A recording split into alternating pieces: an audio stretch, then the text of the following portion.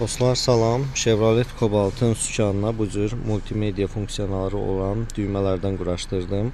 İstəyirəm sizə biraz bunlar haqqında məlumat verim. Necə quraşdırılır, hansı funksiyaları var.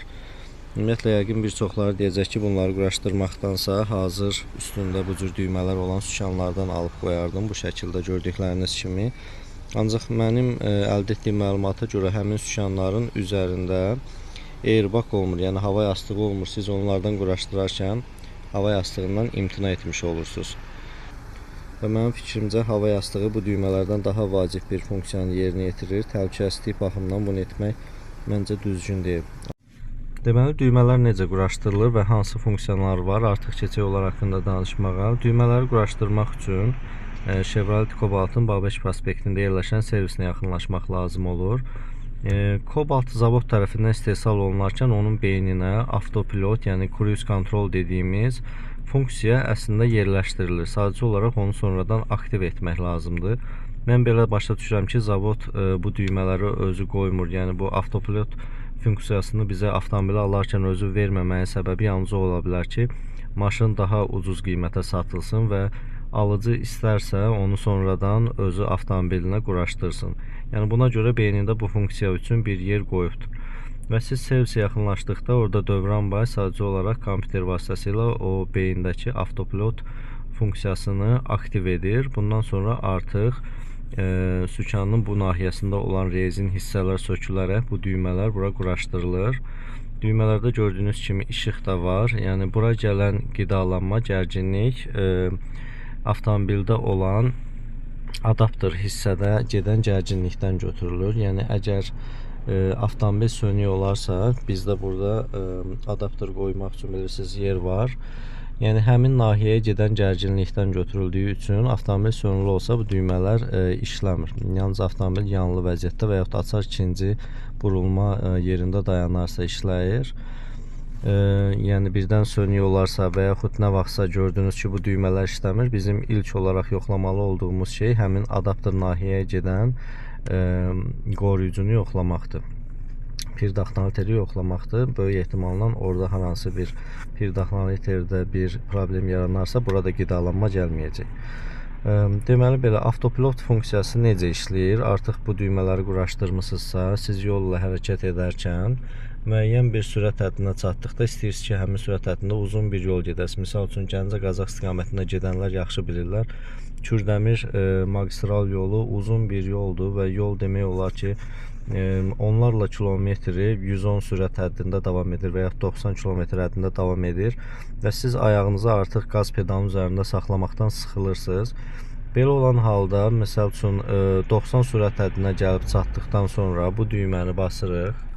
Bastığımızda gördüyünüz kimi artıq bizim ön panelimizdə bu şəkildə cruise kontrolun işarəsi çıxmış olur. Bu demək ki, artıq siz onu aktiv etdiniz. Ancaq həmin sürət həddində qalmaq üçün siz 90 sürət həddində gedirsiniz, bu düyməni bastınız. Daha sonra bu düyməni bir vahid aşağı indirirsiniz. Onda bu işarə yaşıl rəngə çevriləcək. Mən avtomobili sürüş halında olarkən də bu videonu çəkəcəm, sizə göstərəcəm. Hal-hazırda mən hərəkətsiz haldayım deyə o yaşıl olmur, yəni aktiv olmur. Bu halda artıq ayağınızı qaz pedalından çəkəcəksiniz və hansı sürətdə saxlamısınızsa həmin sürətdə avtomobil uzun yol qət eləyəcək. Əgər istəsəz ki, avtomobilin sürətini artırasınız, yenə də qaza basmağa ehtiyacınız olmayacaq. Burada gördüyünüz bu düymə vasitəsilə onu yuxarı etdikcə hər dəfə bu şəkildə etdiyinizdə 1 vahid, 2 vahid sürət artacaq. Bu şəkildə basıb saxlamağınızı məsləhət görmürəm. Ən yaxşısı pillə-pillə artırmaqdır. İstədiyiniz zaman ayağınızı əyiləcə bastığınızda artıq həmin cruise control funksiyası dayanacaq, idarə etmə yenidən sizə keçəcək. Və yaxud da onu əl ilə də söndürə bilərsiniz. Burada gördüyünüz bu düyməni bastığınızda siz artıq əl vasitəsilə də bu funksiyanı söndürmüş olursunuz. Artıq yenidən siz öz ayağınızla qaza basaraq hərəkət etməlisiniz. Və sonra yenidən bunu bastığınızda həmin işarə də ön paneldən itmiş olacaq. Digər düymələrimiz isə multimediyanı idarə etmək üçün olan düymələrdir. Siz əvvəlcə qoşmalısınız playerinizi. Daha sonra artıq bu düymələr vasitəsilə onun səsini artırmaq, azaltmaq, bu şəkildə istifadə etmək olar. Bu düymə vasitəsilə yuxarı etdiyinizdə musiqini dəyişmiş olur. Bu düymə vasitəsilə səsini tam kəsə bilirsiniz və bu düymə vasitəsilə isə əgər telefonunuzu Bluetooth vasitəsilə qoşmusunuzsa multimedia sisteminə, gələn zənglərə bu şəkildə cavab verə bilərsiniz. Bu düymələr məncə hər bir avtomobildə olmalıdır, çünki sükan arxasında olan sürücü multimediyanı idarə edərkən çox vaxt yoldan bir neçə saniyəlik də olsa yayınmış olur.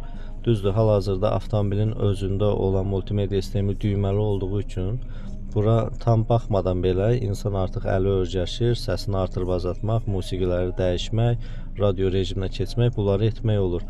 Ancaq nəzərə alsaq ki, gələcəkdə bura bir monitor qoyulacaq. Monitor sistemində məncə bu düymələri quraşdırmaq mütləqdir. Çünki monitorda artıq siz mütləq monitorun özünə baxmalısınız ki, orada düymə yoxdur. Əlinizi hara toxunduracaqsınız. Hər bir monitorun hər bir hissəsi fərqli bir funksiyanı daşıyacaq. Yəni mütləqdir ki, baxasınız ki, hardan səsini azaldırsınız, eləyirsiniz. Bu da sizin müəyyən vaxt yoldan diqqətinizi ayırmağınıza səbəb olur. Yəni bu düymələr ya monitor qoydurulmamışdan qabaq, ya da monitor qoydularkən elə həmin vaxt birlikdə qoydurulmağı məsləhətdir.